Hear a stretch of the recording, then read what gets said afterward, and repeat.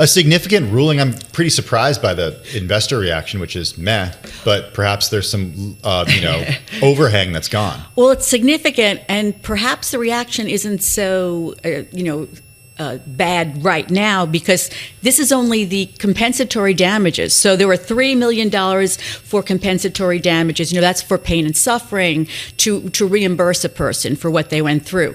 But the jury decided that there could be punitive damages. So there's going to be another proceeding to determine punitive damages, and that's where the big money comes in a lot of these cases, where they want to punish the company. So things might change if there's a big punitive damages award. So when we talk punitive, like how much are we talking? And then my understanding, I was listening to you, I think, on with the team over at Balance of Power, that this is the first of many cases to come to trial against these companies. Right. There's another case, I believe trial is scheduled for July in Los Angeles, but there are thousands, I think 3,000 of these cases. There's also a case by state attorneys general against these companies. So what's really important is they call this a bellwether trial, so it's the first one to go to trial. So that does make this verdict very important, because down the road, that might mean that Meta might be more pliable as far as settlements. But also, I think that it's hard to read into just the one verdict. Like, people are comparing it to the tobacco cases. Well, the tobacco cases, it took a while before a pattern was established. So here, I think you have to go through more than one trial, a couple of trials, before you see which way the juries are coming back. Also, I was surprised by the verdict, because there was a lot of evidence that this young woman had a lot of other mental health struggles, that she had problems at home, she had a learning disability, she had bullying problems, I believe, in school. So there was evidence that there were other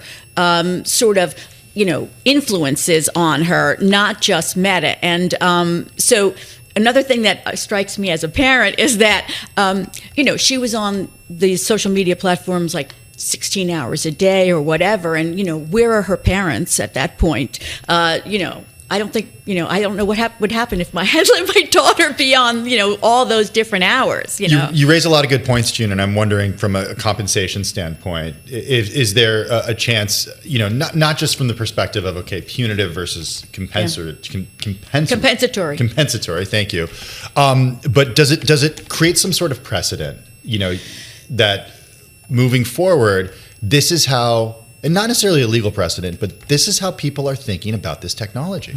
Well, this is how people are thinking about this technology. And perhaps when they choose the next jury, they'll try to eliminate people who are thinking this way about this technology. But it is a trend. There are states that are passing laws. Yeah. As I said, the countries that are ahead of this compared to the United States. Right. So, but I don't know about pushing the blame on, one company, but, the problem was that in this trial, there were a lot of internal documents that were showed to the jury that, revealed a sort of ignorance on Meta's part, or on the executives at Meta, about what this was doing, or we don't care about it. So I think that those internal documents probably played a big part in the way the jury came back. But remember, they were out for 9 days, 40 hours. So they didn't come to this conclusion right away. It wasn't like, oh wait, here we saw what happened, we heard it, and we're ready to